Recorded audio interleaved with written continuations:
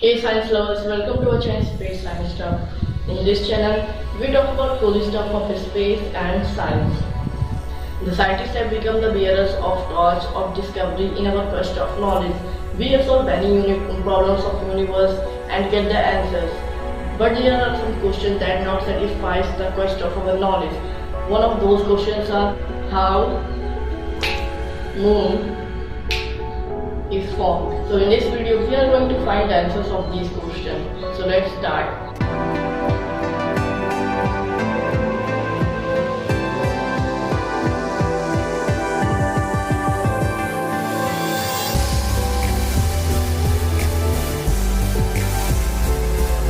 In this video we discuss about three theories that help us to find the answers of these questions. Those theories are co-formation theory, capture theory and giant impact hypothesis. So let's jump into details. First comes co-formation theory. According to this theory, it can also happen that a moon forms together at the same time as their parent platform. Under such explanation, raw particles and material are present in the early age of solar system in a large amount, and gravity bond it together to form Earth. Such a moon would have very similar composition to the planet, and it also explains the present location of the moon. But in this theory having some problems, like if the Earth and moon are formed together and share much same materials and minerals, so why the moon is less dense in the comparison of our planet? Which would not like to be the case if they both started with the same materials and minerals at their core.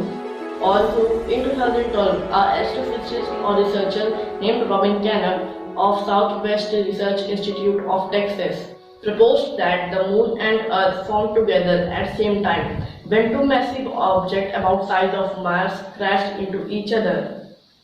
So next comes capture theory. Under this theory, the rocky bodies formed in elsewhere in the solar system could have been drawn into orbit around the Earth. Capture theory would explain the difference in the composition of Earth and its moons. But in this theory also having some problems. Like the Earth was able to capture that much giant moon, or even if it captured it, such orbits are often oddly shaped.